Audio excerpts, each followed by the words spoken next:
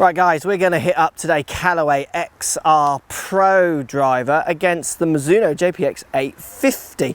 Both of these drivers of similar head shape and size. I think they're both about 440 cc's, whatever that means nowadays, because that can be interpreted in many different ways. But a similar kind of style of driver, one that you could certainly compare if you're after a similar model. We've got real ball data from Titleist, Pro V1X balls, my gaming ball, and the GC2. Let's show you which one comes out as a more preferable driver for me, and give you some ideas about which one might help your golf game a little bit more. Let's get stuck in.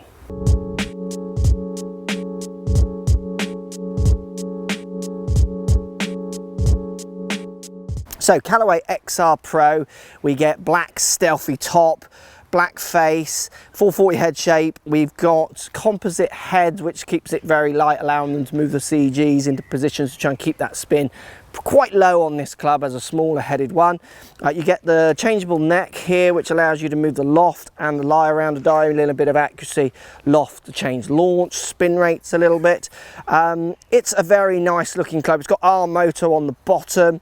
That's allowing them to keep the speed across the face a little bit more constant, so keep MOI up. You won't hit the ball any straighter, but you might keep the ball speeds from dropping on mishits is the idea with R moto and MOI. It's a really good looking club. I love the stealthness, a lovely little round shape. You know, it looks Batman cool. JPX Mizuno 850, we get very fancy changeable weight system on the bottom, so you can move it around. I've got it set in its most stable. You can change the spin. I've tested down to 300 revs. You can move it, which actually isn't much, because a strike can move at 8,000 to 2,000 for some golfers, subject to how far off they miss the effective sweet spot.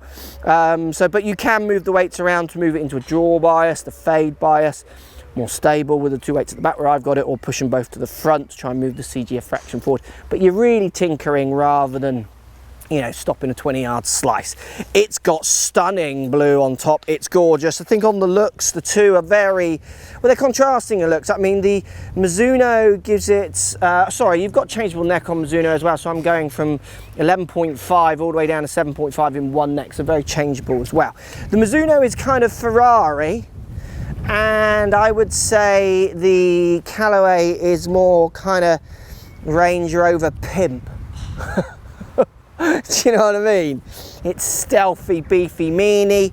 This one is kind of pretty classy kind of thing in the Mizuno. So two quite different looking clubs. When you put them down by the ball, actually they both look, if the Mizuno looks a little bigger, even though I think they're both same CCing, again, that's why CC kind of means nothing. Even manufacturers you have to hunt for what the head shape is or size is nowadays on some of them, because lots of people got caught up in it. It actually doesn't really mean that much.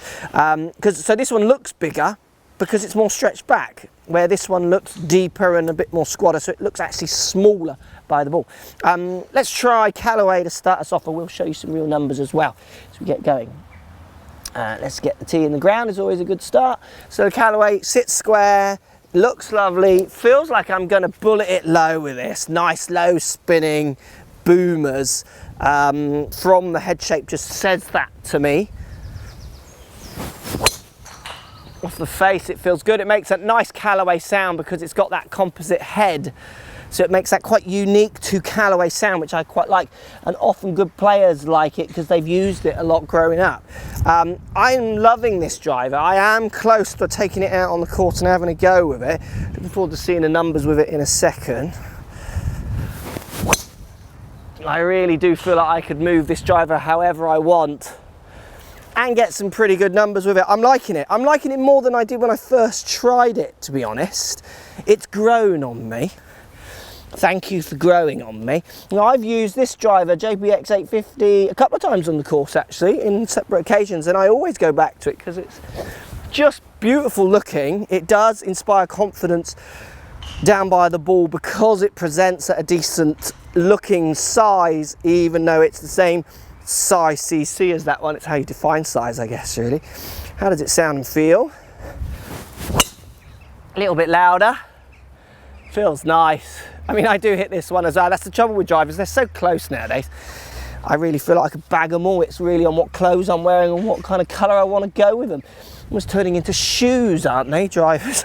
I do like this. I think This has more shop appeal for people. I think they pick it up and will like the look of it. But then you have still got that Mizuno brand, which lots of people don't relate to driving that much, do they? Yeah, I'm really enjoying that. It's a good flight. To be honest with you, there's nothing in those two on visual flights. There's a lot in them in visual looks because the colours are so strikingly different, but in actual performance, there's not much in them. Let's see if the monitor picks up any difference in those two. Right, let's bring up some numbers here. Where are we?